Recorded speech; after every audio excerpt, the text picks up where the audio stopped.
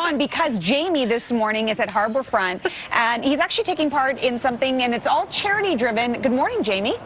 Yeah, good morning. Canoe Heads for Kids back at it again on June 4th. Yeah, we got to get into a canoe to do a little bit of canoeing first. We are down here at the Harbourfront, so happy to be talking about this annual event now that kicked off in 2006, and it's all to raise money to send at-risk youth to camp. Let's find out a little bit more about this, and we're going to do a little bit of canoeing. We got Cassandra here. Good morning. Let's go for a little canoe ride, shall we? Yeah, absolutely. Cassandra, you are the camp director at Camp Onondaga. Yes, that is correct. One of the camps that these youths get to go hang out at. So where is it, by the way? So Onondaga is in Minden, Ontario. Which is close to Haliburton, which is my old stomping grounds at Camp Northland for all the Northlanders out there. And so tell me a little bit about the camp. Yeah, for sure. So Onondaga has been working with Amici for many years. Yeah. And Amici is an amazing charity. It provides kids from low-income families the opportunity to go to camp. And we're so lucky to have that experience with them.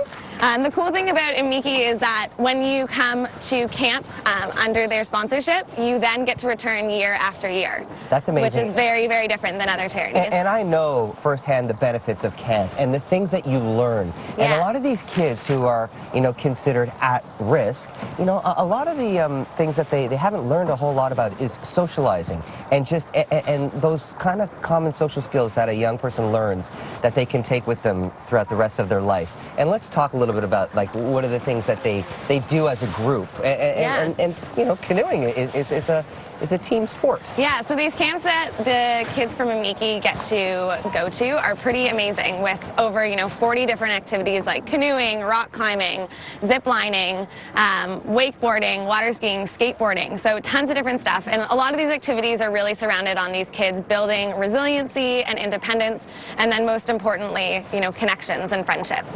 Let's also talk about the event that's happening on June 4th. We're talking, if you see a bunch of kids portaging around the city of Toronto with canoes on their heads, don't be alarmed. This is all for a part of the event. So what are they going to be doing? Yeah, absolutely. So we have over 120 participants this year, and the event is a 15-kilometer portage and paddle across the city of Toronto, the Harbourfront.